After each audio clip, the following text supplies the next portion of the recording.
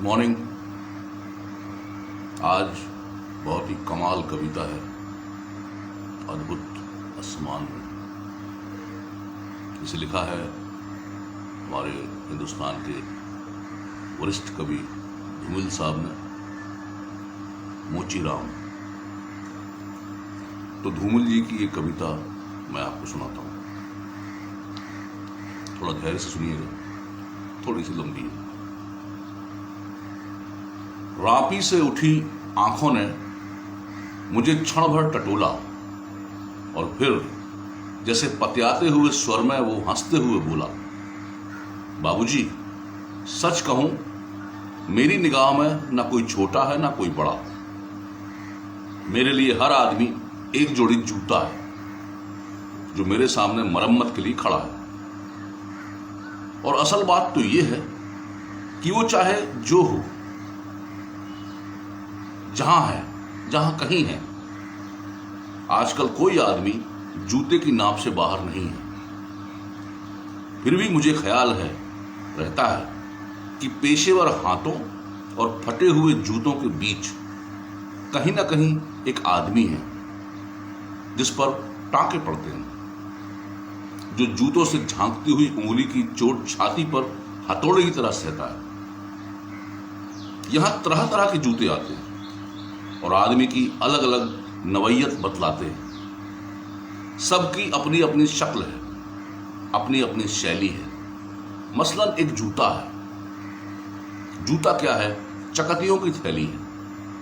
इसे एक आदमी पहनता है जिसे चेचक ने चुग लिया है।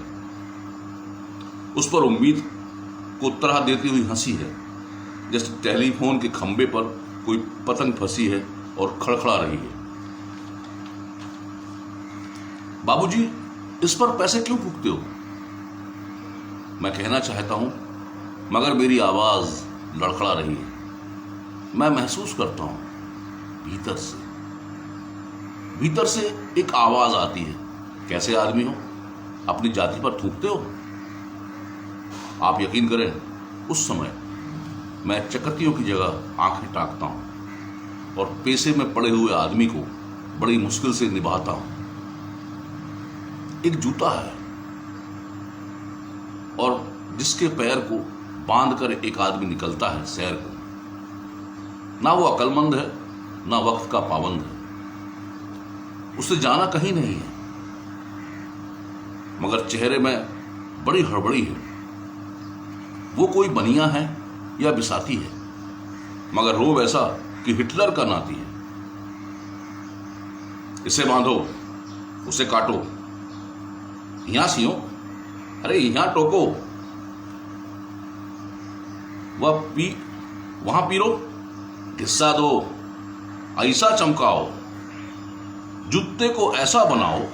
और बड़ी गर्मी है, रुमाल से वो हवा करता है, मौसम के नाम से बिसूरता है, सड़क पर आतियों जातियों को बानर की तरह घूरता है। गरज ये कि घंटे भर खटवाता है, पर नामा देते वक्त साफ नट जाता है। शरीफों को लूटते हो, वो घुर्राता है और कुछ सिक्के फेंक कर आगे बढ़ जाता है। अचानक चूक कर सड़क पर उछलता है और पटरी पर चढ़ जाता है। चोट जब पेशे पे पड़ती है तो कहीं ना कहीं एक चोर कील दबी रह जाती है, जो मौका पाकर उभरती है और उंगली में गड़ती है। मगर इसका मतलब ये नहीं है कि मुझे कोई गलत फहमी है। मुझे हर वक्त ये ख्याल रहता है कि जूता और पैसे के बीच कहीं ना कहीं एक अदद आदमी है जिस पर टांके पड़ते हैं, जो जूते से झांकती हुई उंगली चोट छाती पर हथौड़े की तरह सहता है।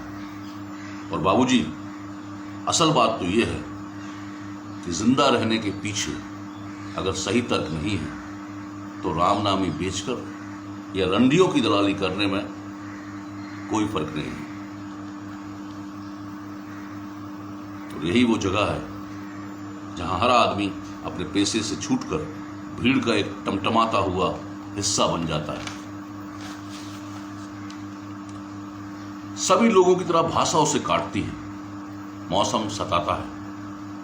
अब आप इस बसंत को ही लो। ये दिन में तांत की तरह तानता है। पेड़ों पर लाल लाल पत्तों की हजारों सुखतल्ले धूप में सींचने के लिए लटकाता है। सच कहता हूं, उस समय रापी की मूठ को हाथों में संभालना मुश्किल हो जाता है। आंख कहीं जाती है, हाथ कहीं जाता है। मन किसी झंझलाए हुए बच्चे सा काम पर आने से बार बार इनकार करता है। लगता है कि चमड़े के शराफत के पीछे कोई जंगल है जो आदमी पर पेड़ से वार करता है। और मैं चौंकने की नहीं, सोचने की बात करता हूं। अगर जो जिंदगी की किताब से नापता है, जो असलियत और अनुभव के बीच खून के किसी कमजात मौके पर कायल है, क्षमा चाहता हूं, खून के किसी कमजात मौके पर कायर है, वो बड़ी आसानी से कह सकता है कि यार तू मोची नहीं शायर है। असल में वो एक दिलचस्प गलतफहमी का शिकार है। वो सोचता है कि पेशा एक जाति है और भाषा पर किसी आदमी का नहीं, जाति का अधिकार है। जबकि असलियत यह है कि आग सबको जलाती है, सच्चाई सबसे होकर गुजरती है। कुछ हैं जिन्हें शब्द मिल चुके हैं, कुछ हैं जो अक्षरों के आगे अंधे हैं। वे हर अन्याय को चुपचाप सहते हैं और पेट की आग से डरते हैं। जबकि मैं जानता हूं कि इनकार से भरी एक चीख और एक समझदार चुप, दोनों का मतलब एक है। भविष्य गणने में चुप और चीख अपनी अपनी जगह एक ही किस्म से अपना अपना फर्ज अदा करते हैं। धन्यवाद।